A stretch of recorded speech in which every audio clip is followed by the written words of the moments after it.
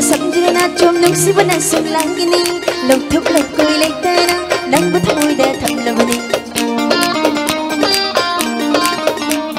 napada chulliba samjana chom nungsibana samlangini lokthuk lokoi leitana nangbu thamoida thamlabani chimiro hona chom no hona pada pachaba mipum khuding lenagi thawai matti khanghanni tambiu nungshiba tambiu leitana khokthang khuding senagi nangbu aina lachagi napada chulliba samjana chom nungsibana samlangini lokthuk lokoi leitana nangbu thamoida thamlabani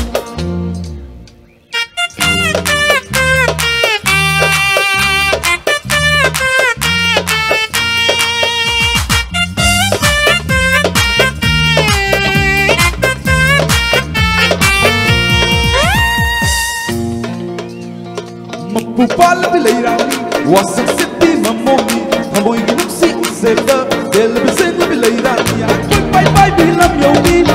zikta nusi matam gilangan magana di nusi sirol tawlunu Januri na mafam khuding dang ure male ni fracha bagaya thena de nang gum nushiba amma nagdere heli ai hi thamoy da nang si ai gi oi hello ai shu nang gi oi chagi appa khuding phang hello nang bua dum nang si gi nang ne no pai nang ai shu mo mo dok chagi nang dai ga ya na si thamoy ani tin si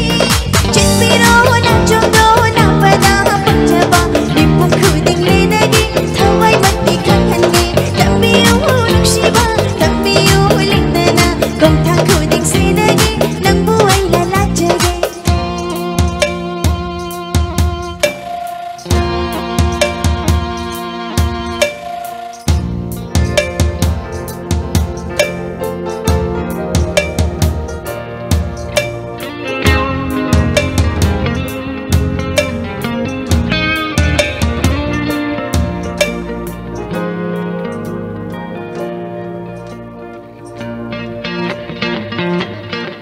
Lachegi lachegi nangi nungsi sakam lepchegi lachegi nungsi nangi maranda libige shukige aigi nungsi walina watha jau nungaina aigi nungsi tampakna yengla uhang na malang onsin na umay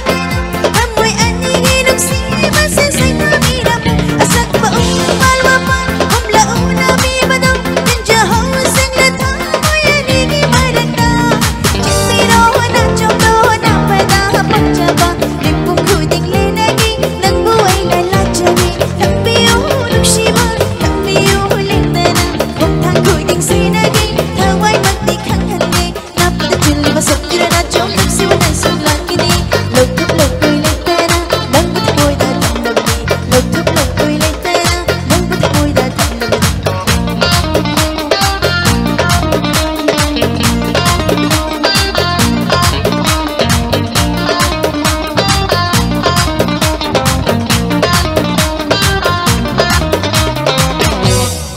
Aigi aroi boina isai makak naitom sakpa isai aroi boina khudol tamjage